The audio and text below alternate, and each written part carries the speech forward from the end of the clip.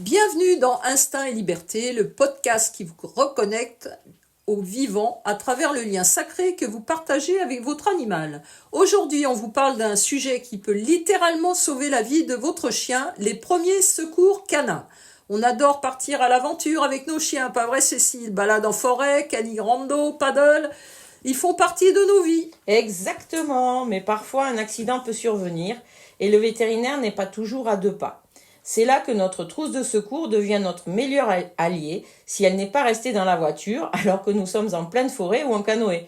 Je vous conseille de l'avoir au plus proche de vous ou sur vous.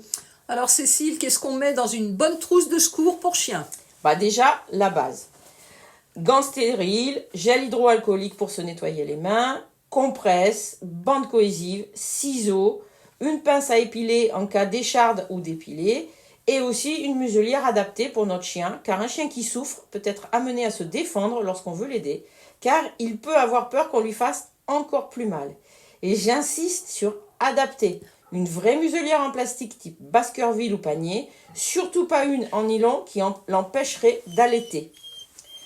En cas d'un chien trouvé en bord de route suite à une collision avec un véhicule par exemple, avoir aussi dans la voiture une serviette de bain ou une couverture pour la mettre sur les yeux de l'animal pour qu'il reste plus calme. À ce moment-là, on se servira d'une bande pour faire une muselière car la nôtre ne sera peut-être pas adaptée à l'animal. D'ailleurs, en cas de choc, même si votre chien a l'air d'aller bien, n'oubliez pas qu'il peut faire une hémorragie interne. Donc prenez rapidement rendez-vous chez un vétérinaire. Absolument. Et puis une pince à tic, un thermomètre souple, une petite brosse, une serviette, une couverture de survie et un antihistaminique pour les piqûres de guêpes ou de frelons. Oui. Pardon. Sans oublier la gamelle pliable et une bonne gourde d'eau. On aime aussi soigner naturellement, alors on partage nos indispensables. Le sérum physiologique pour nettoyer les yeux, le nez, les oreilles et les plaies. Ultra simple, ultra utile. Pour les plaies ouvertes, on peut vaporiser du Cotivet que vous trouverez chez votre vétérinaire après le nettoyage de la plaie.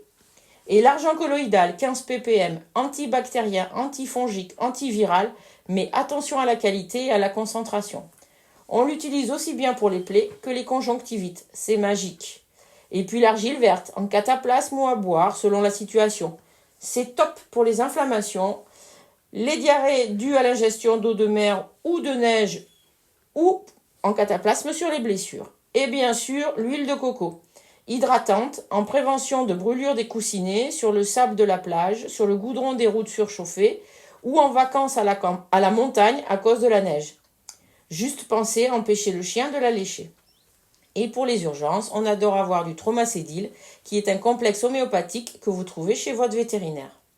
Attention, l'utilisation de produits naturels ne vous décharge en rien de la responsabilité de consulter rapidement un vétérinaire en cas d'accident, qu'il vous paraisse grave ou non.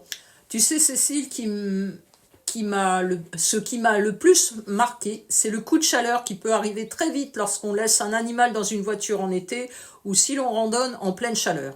Oui, c'est une urgence vitale. Il ne faut surtout pas attendre de rejoindre le véto. On l'appelle et on agit de suite. Plongez le chien dans de l'eau froide pendant de nombreuses minutes ou mouillez sa tête avec l'eau qu'on peut avoir dans sa gourde ou dans sa bouteille. Et pareil pour l'hypothermie, chien âgé, petite race, dès les premiers signes, on réchauffe. Mais pour d'autres urgences graves comme une piqûre avec œdème, une éviscération, une fracture, un retournement d'estomac, la direction vétérinaire immédiatement. On n'est pas vétérinaire, mais on peut vraiment faire la différence avec une bonne formation. Oui, apprendre à poser un pansement, faire un garrot, porter un chien blessé, masser en cas d'arrêt cardiaque, faire un point de compression, ça sauve des vies. Et surtout, faites de l'entraînement médical. Habituez votre chien à être manipulé dès son plus jeune âge. Yeux, bouche, pattes et portée surtout, en respectant sa vitesse d'apprentissage. Entraînez-vous petit à petit à réaliser des bandages, des pansements, etc. Assurez-vous que votre trousse soit toujours complète.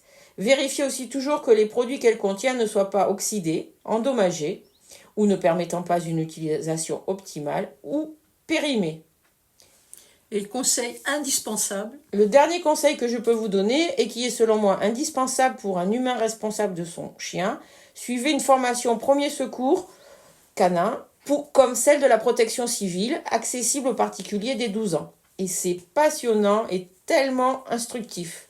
Cela permet d'apprendre, entre autres, les généralités sur le chien, les différents types de traumatismes, blessures, conséquences que nous pouvons rencontrer, obstruction des voies respiratoires, plaies, envenimation, électrocution, intoxication, dilatation de l'estomac, hémorragie interne-externe, fracture, etc.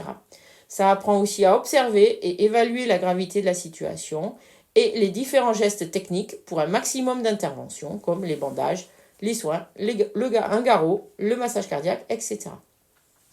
Votre chien dépend entièrement de vous. Sa vie est entre vos mains.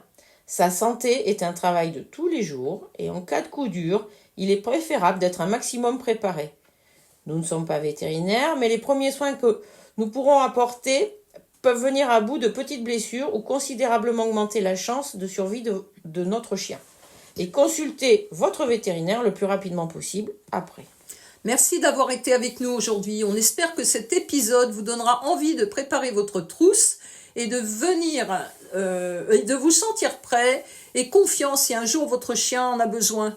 Et si vous connaissez un gardien de chien, partagez-lui cet épisode parce que parfois, une info bien transmise peut sauver une vie. On se retrouve très bientôt dans Instinct et Liberté pour un nouveau voyage au cœur du lien homme-animal. Prenez soin de vous et de vos compagnons à quatre pattes.